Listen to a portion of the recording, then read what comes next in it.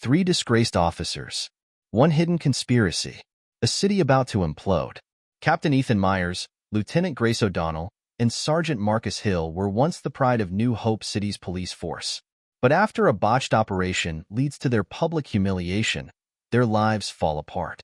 As they disappear into the shadows, a series of high-stakes heists rocks the city's elite, leaving Detective Claire Bennett, once their protégé, chasing ghosts. As Claire digs deeper, she uncovers a trail leading straight to her former mentors. But the deeper she goes, the more she realizes these crimes are part of a larger, more dangerous game. The officers are not the villains. They are desperate pawns in a deadly conspiracy that threatens to unravel everything she thought she knew about justice and loyalty. 3 decorated officers. 1 unforgivable betrayal. A city on the brink. Captain Ethan Myers, Lieutenant Grace O'Donnell, and Sergeant Marcus Hill spent their careers protecting the streets of New Hope City.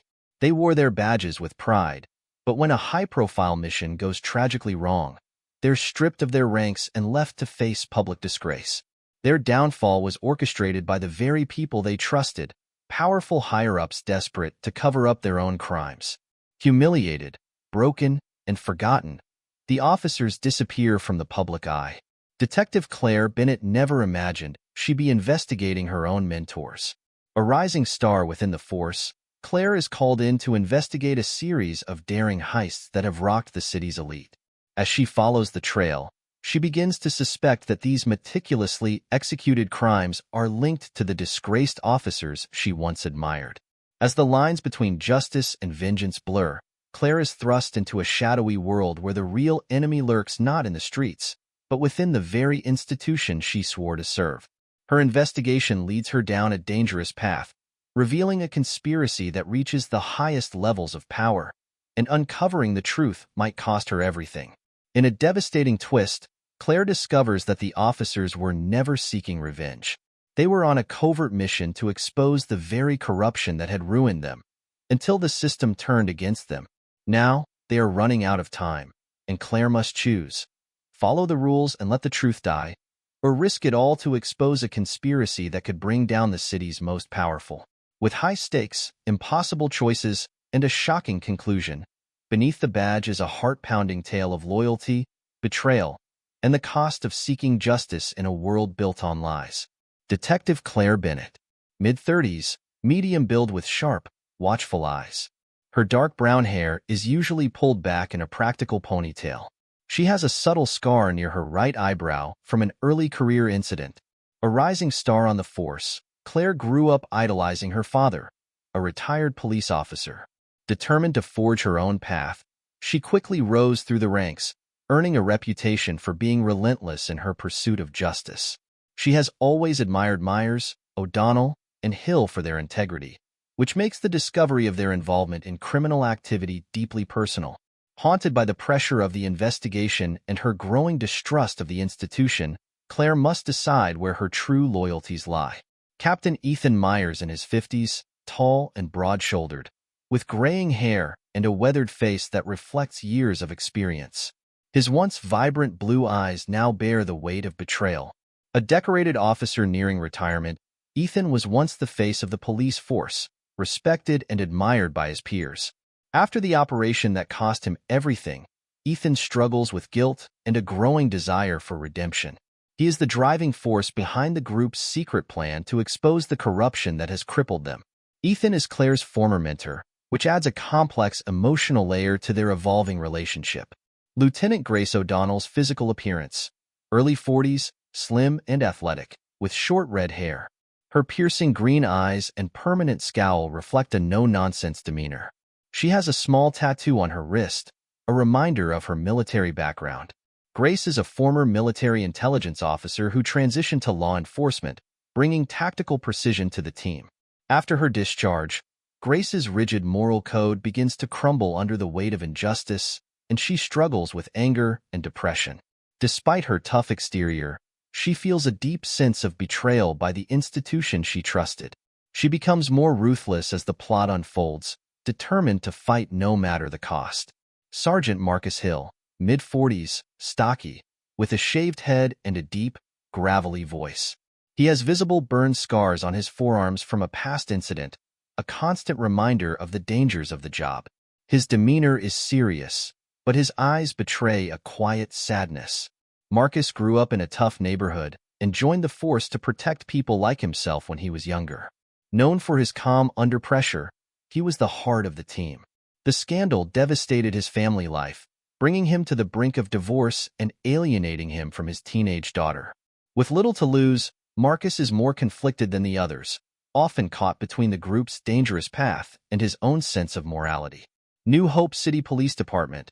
A sprawling government building in the heart of the city, the police department serves as a symbol of both justice and corruption. It's full of bustling officers, buzzing phones, and dark back rooms where deals are made. The interrogation rooms and command center are key locations, where the facade of order masks a deeper undercurrent of betrayal. Ethan Myers' Suburban.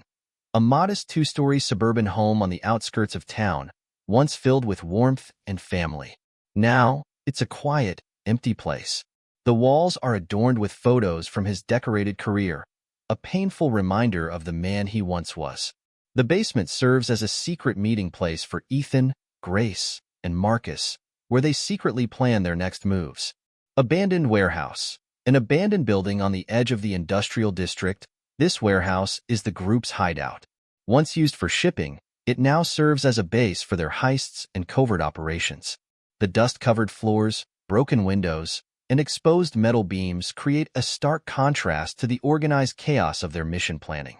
New Hope City's Elite District, a wealthy and gleaming district, home to the city's most powerful elites, politicians, businessmen, and crime syndicate leaders. The skyscrapers, luxury cars, and upscale restaurants contrast sharply with the crime and corruption hidden behind closed doors.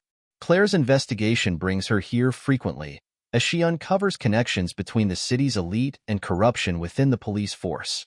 Marcus Hill's apartment, a modest, ramshackle apartment in a middle-class neighborhood. It is filled with remnants of a once happy family life. Family photos, children's drawings, and antique furniture. Marcus often retreats to The investigation begins. Claire reviews the case files. Detective Claire Bennett's office. Claire Bennett begins investigating the robberies by reviewing surveillance footage and case files. She notices the precision of the robberies and suspects that the perpetrators are ex-military or police officers. A nagging thought begins to take root.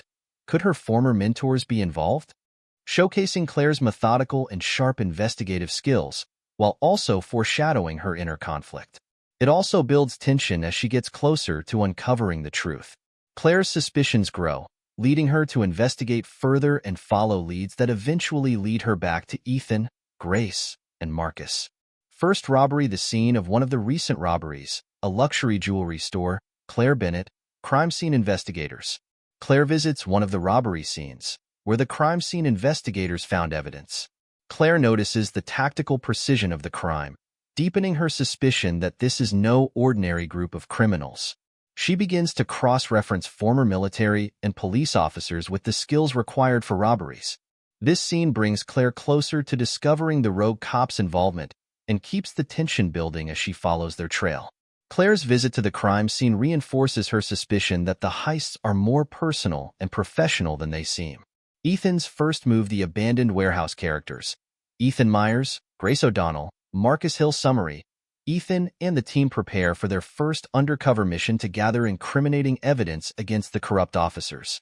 They are nervous but determined. Ethan reveals a target, a low-level politician with ties to the corrupt police chief. Their mission is to gather documents from his office. Objective. This scene shows the group's first move in their plan to expose the truth, while also revealing their apprehension and the growing tension within the group. The first heist puts them on a collision course with Claire's investigation and foreshadows their growing involvement in increasingly dangerous activities. The first confrontation. The politician's office. Night. Ethan, Grace, Marcus. The group breaks into the politician's office at night, searching for files. While gathering the documents, they narrowly avoid detection by a security guard. Grace's temper flares when they hit a snag, and Marcus struggles with the morality of his actions. This scene heightens the tension and shows the moral conflict the group faces as they navigate their undercover operations. The successful heist gives them their first piece of evidence, but it also heightens the danger, as they have now officially crossed a line. Claire's past and connections. Claire's flashback. Claire's apartment, night, characters, Claire Bennett, flashback, Ethan Myers, Grace O'Donnell. Claire sits at home, reviewing files. She has a flashback to a time when Ethan and Grace mentored her early in her career. She remembers their wisdom and dedication, which conflicts with the mounting evidence suggesting their involvement in the heists. Create emotional tension in Claire as she struggles with her loyalty to her former mentors and the demands of her duty. Claire's emotional conflict deepens, making her investigation more personal and difficult as she becomes more convinced that her mentors are involved. Claire interviews witnesses. Various locations, witnesses to the robberies, Claire Bennett. Various witnesses. Claire interviews witnesses who unknowingly describe details that match Ethan, Grace, and Marcus. She begins to connect the dots, confirming her growing suspicions. One witness mentions seeing a figure that reminds Claire of Marcus. Leads Claire closer to identifying her former mentors as the culprits, increasing the tension. This accelerates Claire's search, making her more determined to confront the truth. Ending the Discovery Police Department files. Claire Bennett summary.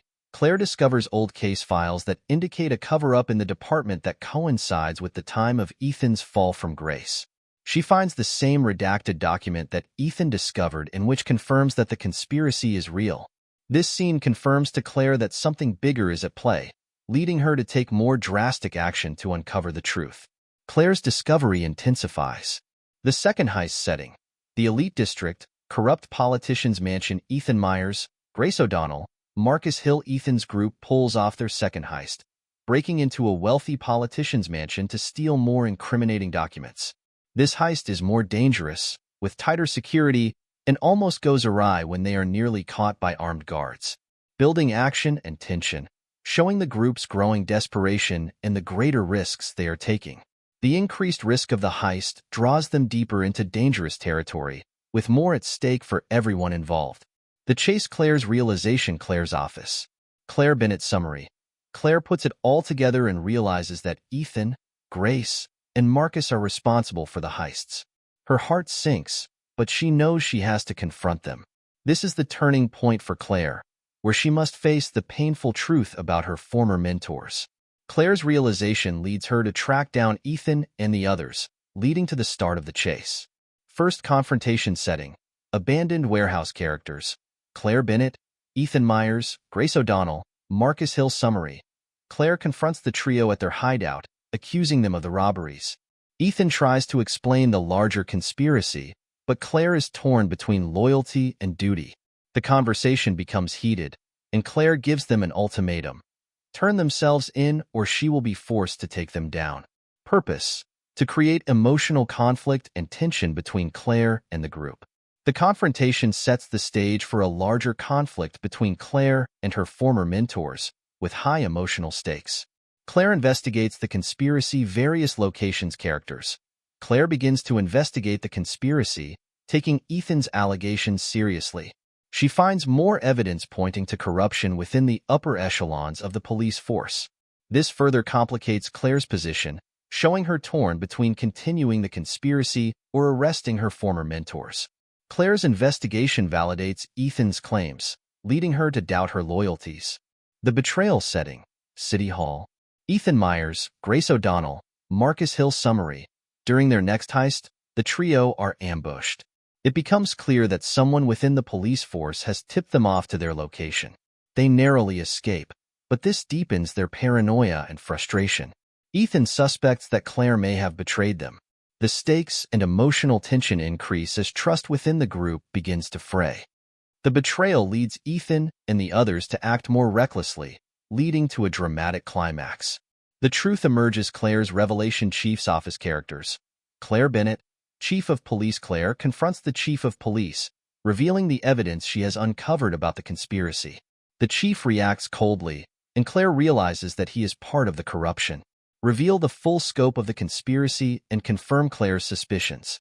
Claire's confrontation with the Chief leads her to decide whether to go public with the evidence or try to bring down the conspiracy from within. The final showdown. The final heist. A high-profile event. Ethan Myers, Grace O'Donnell, Marcus Hill, Claire Bennett summary.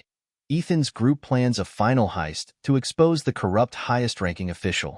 Claire discovers the plan and is forced to intervene. Tensions mount as both sides prepare for a final showdown. High-profile event location Ethan Myers, Grace O'Donnell, Marcus Hill, Claire Bennett. In the climactic moment, one of the officers, Marcus, sacrifices himself to save Claire during the robbery, leaving her with the evidence she needs to bring down the corrupt officers. The emotional toll of Marcus's death shakes Claire deeply. Deliver the emotional climax and resolution of the novel's themes of loyalty, justice, and sacrifice. Marcus's sacrifice gives Claire the means to expose the conspiracy, but leaves her with a heavy emotional burden. The Aftermath Police Department, City Hall characters, Claire Bennett, Ethan Myers, Grace O'Donnell. Claire presents the evidence, bringing down the corrupt officers. Ethan and Grace, however, turn themselves in, knowing that despite their good intentions, they still broke the law. Claire reflects on the cost of justice, tie up loose ends, and reflect on the emotional cost of the story's events. With tensions rising and her own moral compass spinning, Claire faces an impossible choice. Uphold the law and turn on the people who shaped her career, or risk everything to expose the corruption that's rotting the city from the inside out. In a world where the lines between right and wrong blur, the truth could save them, or destroy them all. Ethan Myers' palms were clammy as he stood under the blinding lights of the press room. The cacophony of cameras clicking and flashes cutting through the dim room made him feel exposed, like a criminal on trial. He cast a glance at Grace O'Donnell, who stood rigid next to him, her jaw clenched tight, her green eyes blazing with barely restrained fury. Marcus Hill, beside her, kept his head down, his expression grim, as if the weight of the world had finally crushed him. Across the podium, the chief of police was speaking, his voice calm, measured, a perfect performance. "We regret the failures in the recent operation," the chief said, casting a glance toward the three officers behind him, "and we will take swift actions to ensure accountability within our department." Accountability. The word felt like a slap in the face. Ethan's stomach twisted, his fists clenching at his sides. The operation had been doomed from the start. They were set up to fail, but here they were, being sacrificed for the sake of saving the department's reputation. He could feel the reporters' eyes on him, could almost hear the questions forming in their heads. How could these once respected officers screw up so badly? How could they have let a dangerous criminal slip through their fingers? The mayor, standing next to the chief, took over. These officers, despite their years of service, acted with gross negligence. Effective immediately, they are suspended pending further investigation. Ethan felt the ground give way beneath him. His entire career, everything he had worked for, was crumbling before him. Next to him, Grace let out a sharp breath, barely contained rage seething beneath her composed exterior. The press conference ended, but the humiliation had only begun. In the dim light of Ethan's office, the air was thick with tension. The blinds were drawn shut, muffling the sounds of the police department outside. Ethan leaned against his desk, arms crossed, staring at Grace and Marcus. The silence between them was palpable, the kind that only comes after something irreversibly broken. "They set us up," Grace finally spat, her voice sharp and cutting through the air like a knife. "They threw us under the bus to cover their own asses. You know it, Ethan." Ethan sighed, running a hand through his graying hair. "I know," he admitted, "but there's nothing we can do about it now." "We can't just sit here and do nothing," Grace shot back. "They're going to bury us, and the real culprits get to walk away clean." Marcus, who had been sitting in the corner, spoke for the first time. "My daughter." She saw the press conference. His voice was heavy, laden with sadness. "She called me a failure." The words hung in the air. Ethan closed his eyes. Marcus' family had been falling apart for months, and this was only going to make it worse. "We're not failures," Ethan said quietly. "We were betrayed." Grace paced the room like a caged animal, her frustration barely contained. "I don't care what they think. What I care about is getting the truth out." Ethan looked at her. "And how do you propose we do that, Grace? The people who did this to us are untouchable. Then we make them touchable." The chief's office was cold, sterile, far removed from the camaraderie Ethan had once felt here. Now, as he stood before the man who had once been his ally, all he felt was bitterness. "I'm sorry, Ethan," the chief said, sliding a suspension notice across the desk, "but there's nothing more I can do. The mayor wants heads to roll, and yours were first on the list." Ethan didn't reach for the paper. "You know this wasn't our fault," he said, his voice low and even. "You know someone higher up interfered." The chief's face remained neutral. "That's not for me to say." Ethan's jaw tightened. "You're hanging us out to try to protect someone else." The chief leaned forward, his eyes hard. "If I were you, I'd take this suspension and walk away. Don't make this harder on yourself. You've got your pension to think about." Ethan stood there for a moment, letting the weight of the betrayal sink in. Then, without another word, he turned and left the office, the suspension notice crumpled in his hand. The bar was dimly lit, the kind of place where washed-up cops went to drown their sorrows. Marcus was already at the bar when Ethan arrived, nursing a whiskey. He looked up as Ethan slid onto the stool beside him. "How's Grace?" Marcus asked, his voice rough. "Angry," Ethan replied. "She wants to fight back." Marcus snorted. "Sounds like her." They sat in silence for a while, the weight of their shared disgrace hanging between them. Marcus took a long drink from his glass. "You think she's right?" he asked. "About us being set up?" Ethan stared at his own drink, the amber liquid catching the dim light. "I don't think." "I know." Marcus was quiet for a moment. "So what do we do?" Ethan looked at him, a slow resolve building in his chest. "We find out who did this to us, and we make sure they pay." The house was quiet as Ethan sat at his desk late that night, sifting through the old case files. His wife had left him years ago, and now the only company he kept were the ghosts of his past, commendations and photos from a career that seemed distant now.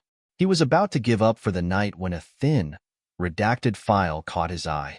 It wasn't part of the official case records he had been reviewing. Frowning, he opened it.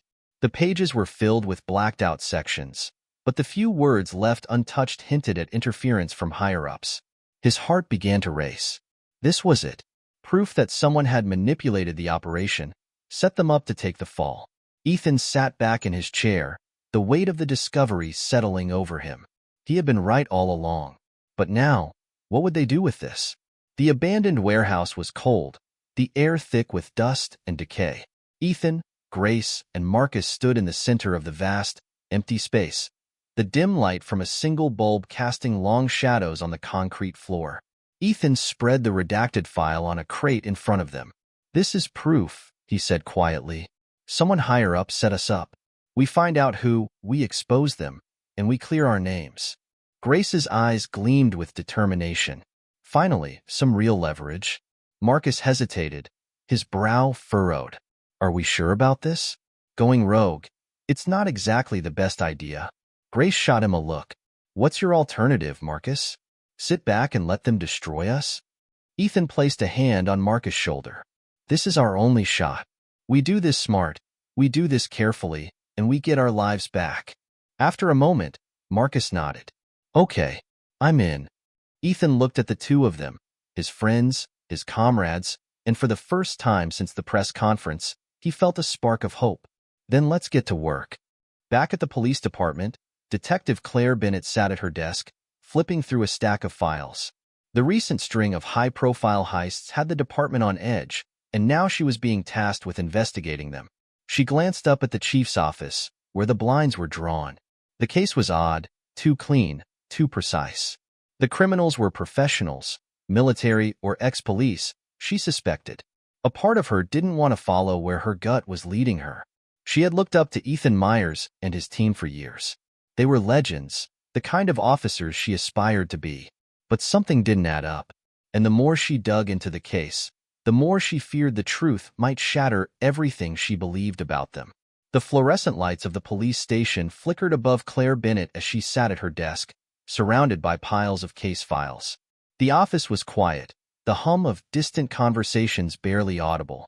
Outside the window, New Hope City buzzed with life. But here, in the bowels of the police department, everything felt still. Too still. Claire flipped through the pages, her brow furrowing as she studied the details of the recent heists. They were sophisticated, meticulous, and executed with a precision that sent shivers down her spine. The suspects had managed to outmaneuver security systems, bypass patrols, and vanish without a trace. Whoever they weren't amateurs. She glanced at the surveillance footage again.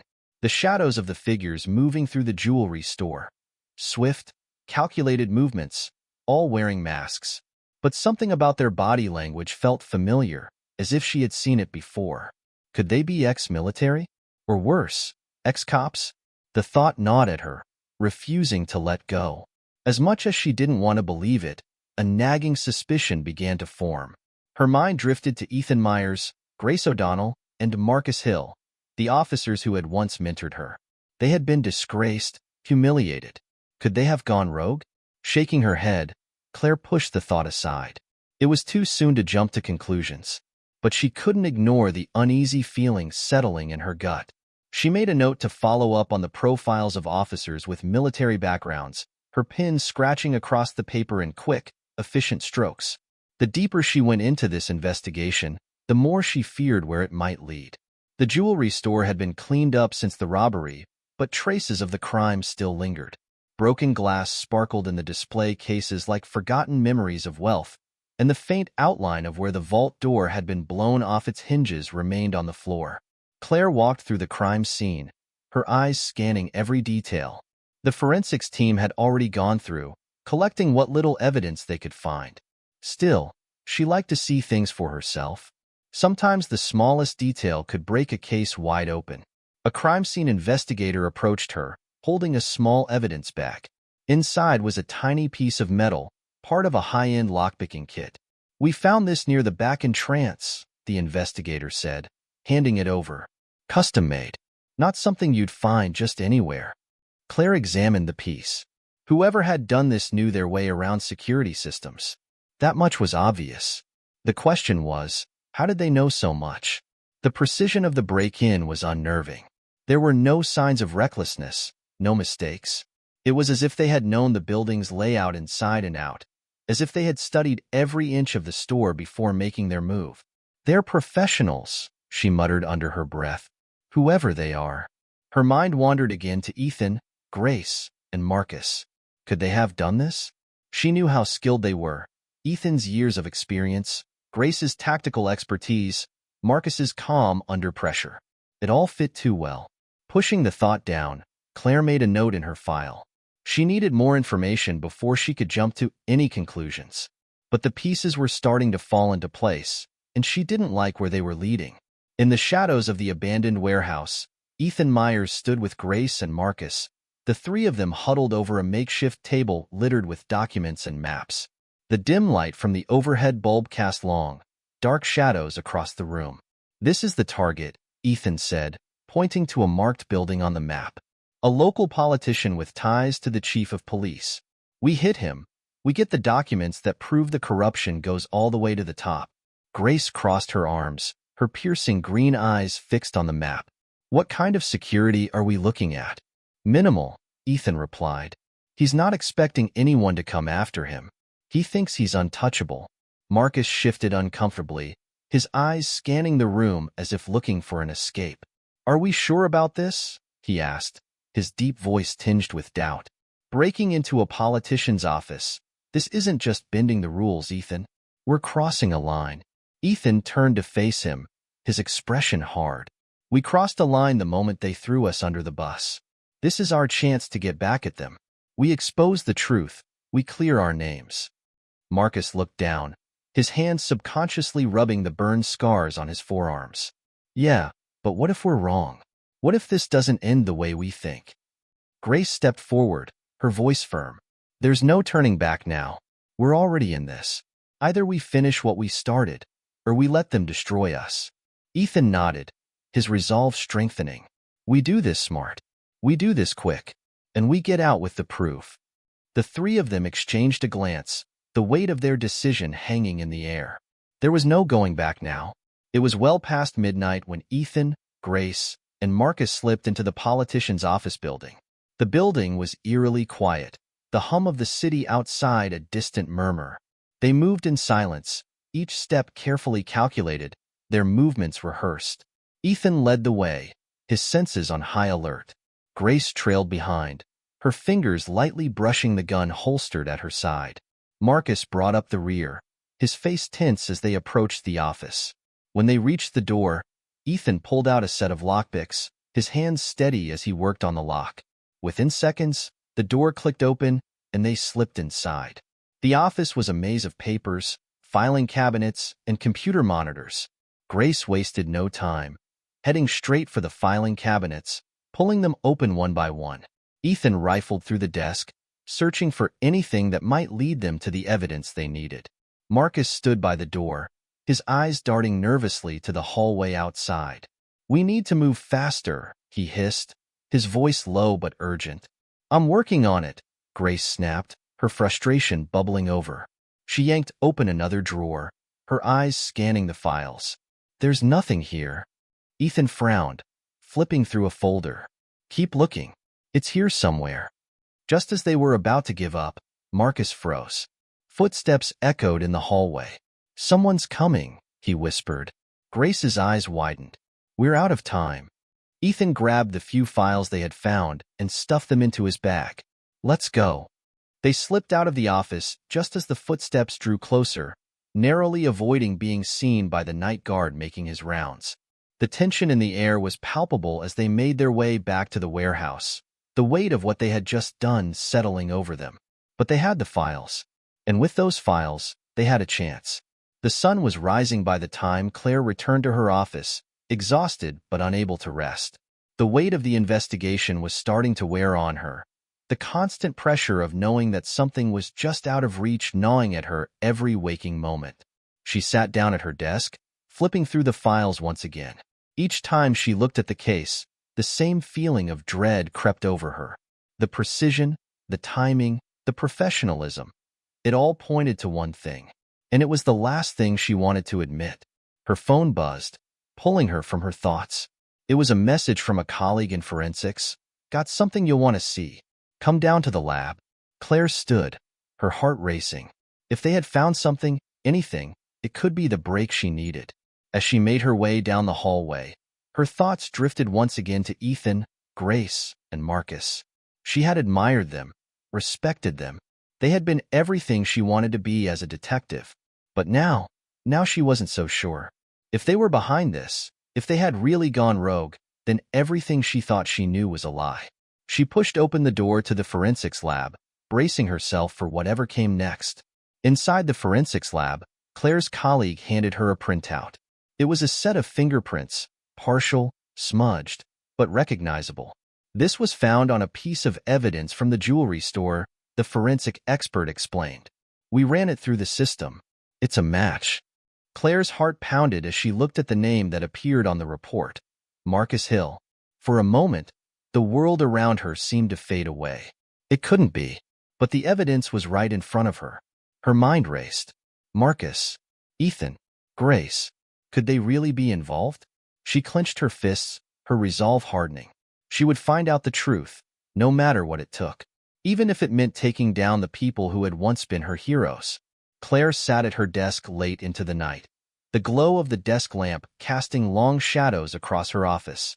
Files were spread out in front of her, but her mind was elsewhere, drawn back to memories she thought she had buried. The faces of Ethan Myers, Grace O'Donnell, and Marcus Hill swam before her eyes. Her mentors, the officers she had admired for years. How had it come to this? Her fingers traced the edges of a photograph on her desk, an old picture of her with Ethan and Grace, taken during her first year on the force. They had just closed a big case, and she had felt like she was on top of the world. Ethan had stood behind her, a proud smile on his face, his arms slung over her shoulder like a father beaming at his daughter. Grace, standing beside them, had looked fierce and focused, her signature no-nonsense expression softened by the rare moment of celebration. Claire remembered the pride she felt that day, the sense that she had finally made it, that she belonged among the best. Ethan had been more than just a mentor. He had been like family. He had taken her under his wing when she was still fresh out of the academy, guiding her through the challenges of the job. Grace had been her role model, The officer she aspired to be, tough, intelligent, and capable of anything. But now everything was different. Her phone buzzed, pulling her out of the memory. She glanced at the screen. Another message from forensics. They had found more evidence from the heist, but she wasn't ready to look at it yet. Not until she could process the growing suspicion gnawing at her gut. She picked up the photo again, staring at their faces. How had it all gone so wrong? The morning sun streamed through the windows of the interview room as Claire sat across from a nervous young man, his hands fidgeting with the hem of his shirt. He had been at the scene of one of the recent heists, a jewelry store in the elite district, and he was here to provide a statement. "I didn't see much," he said, his voice shaking slightly. I was in the alley when they left." Claire leaned forward, keeping her voice calm and steady. "Take your time. Did you see their faces? Hear anything that might help us?" The man shook his head. "No faces. They were all wearing masks. But there was something about the way they moved. One of them, the big guy, he looked like he'd been through this kind of thing before. Military, maybe?" Claire felt her pulse quicken. "What do you mean? What made you think he was military?" "I don't know. It was just the way he moved. Like, he wasn't scared or anything. Like he'd done it 1,000 times." The description hit Claire like a punch to the gut. Marcus. The man was describing Marcus Hill. She had worked with him for years. She had seen him handle high-pressure situations with the same calm and precision this witness was describing. She jotted down a few more notes, her heart heavy as the witness continued to describe details of the night. Every word pushed her closer to the truth she didn't want to face. Her former mentors were involved. By the time the interview was over, Claire felt the weight of betrayal pressing down on her. Could it really be them? Could the people she had looked up to, the people who had taught her everything she knew, have turned into criminals? Back at the abandoned warehouse, Ethan paced the floor, the tension in the air thick enough to cut through. Grace was at the far end of the room, her arms crossed, staring intently at the plans laid out on the table. Marcus sat silently in the corner, his hands folded in his lap, his gaze distant. "We need to be smarter about this," Ethan said, stopping mid-stride. "They're onto us. Claire's onto us." Grace looked up, her piercing green eyes locking onto Ethan's. "What do you mean?" "She's digging too deep," Ethan continued. "If we're not careful, she'll find out everything before we're ready." Grace's jaw tightened. "She won't. Not if we move faster. We need to hit the next target before they even know we're coming." Marcus shifted uncomfortably. What if she already knows? She was always good, sharp. She might be figuring things out faster than we think. Ethan ran a hand through his graying hair. "We can't take that chance. We stick to the plan. We get the evidence we need to bring down the corrupt officials, and then we're done. But we need to make sure Claire stays out of this." There was a heavy silence in the room, the weight of their decisions hanging over them like a storm cloud. They had crossed a line, and there was no going back. But the thought of Claire, of what she might do if she found out, gnawed at Ethan. She was like family. He didn't want her caught in the crossfire. "We'll handle it," Grace said, her voice hard and unyielding. "Whatever it takes." Back at the station, Claire's desk was a sea of papers, photos, and maps. She had spent the last few hours going over every detail of the recent heists, trying to make sense of the evidence. Her mind was racing, the pieces of the puzzle slowly coming together, even though she desperately wished they wouldn't. She stared at the fingerprints that had come back from the forensics lab. Marcus Hill's fingerprints. It was undeniable now. He had been at the scene of the crime. But it wasn't just him. The tactical precision, the professionalism, the knowledge of security systems. It all pointed to Ethan and Grace as well. She picked up a photograph of the three of them from years ago, back when they had been a team, back when she had trusted them implicitly. Her hand trembled slightly as she set the photo back down. She had no choice now. She had to confront them. But how? How do you go after the people you once considered heroes? Claire leaned back in her chair, staring up at the ceiling. The clock was ticking. If they really were involved in these heists, she had to stop them before they went any further. But deep down, she didn't want to believe it. She didn't want to believe that the people who had once stood for everything good in the department could have fallen so far. But the evidence didn't lie. It was late, long after most of the department had gone home, when Claire found the file. She had been combing through old case records, hoping to find something, anything, that could explain why Ethan, Grace, and Marcus had turned. What had pushed them over the edge? And then she saw it. A single redacted document buried in the back of an old case file. At first glance, it didn't seem like much, just a routine report from an operation gone wrong. But as she read further, Claire's eyes widened. It was the same operation that had led to Ethan, Grace, and Marcus being disgraced. But there were discrepancies, sections blacked out, details missing. And there, in the margins, a handwritten note. Interference from higher-ups. Follow-up investigation suppressed. Claire's heart raced as she realized what she was looking at. This wasn't just a case of disgraced officers seeking revenge. This was bigger, much bigger. There was a cover-up, a conspiracy that went all the way to the top of the department. Her mind raced as she put the pieces together. Ethan, Grace, and Marcus weren't just robbing stores. They were gathering evidence. They were trying to expose the very corruption that had ruined them. Claire sat back, her mind spinning. This changed everything. If what she had uncovered was true, then they weren't the villains in this story. They were the victims. But that didn't mean they hadn't crossed a line. And now it was up to her to decide what to do next. Claire stared at the files on her desk, her heart pounding in her chest. She had spent her entire career fighting for justice, upholding the law. But now, everything she believed in had been thrown into question. If Ethan, Grace, and Marcus were trying to expose corruption, did that make their actions justified? Could she really bring them in, knowing they were trying to take down the very system that had betrayed them? She stood up from her desk, pacing the small office. The weight of the decision felt suffocating. On one hand, they had broken the law, there was no denying that. But on the other, they were fighting a battle that no one else seemed willing to fight. Claire pressed her hands to her face, trying to steady her thoughts. She had to make a choice. And whatever choice she made, there would be no turning back. The clock on the wall ticked in the silence, each second a reminder that time was running out. She couldn't hesitate any longer. She had to confront them. She had to get to the truth. With a deep breath, Claire grabbed her coat and the files, heading for the door. She didn't know what she would find when she faced Ethan, Grace, and Marcus. But one thing was certain. The truth was about to come out.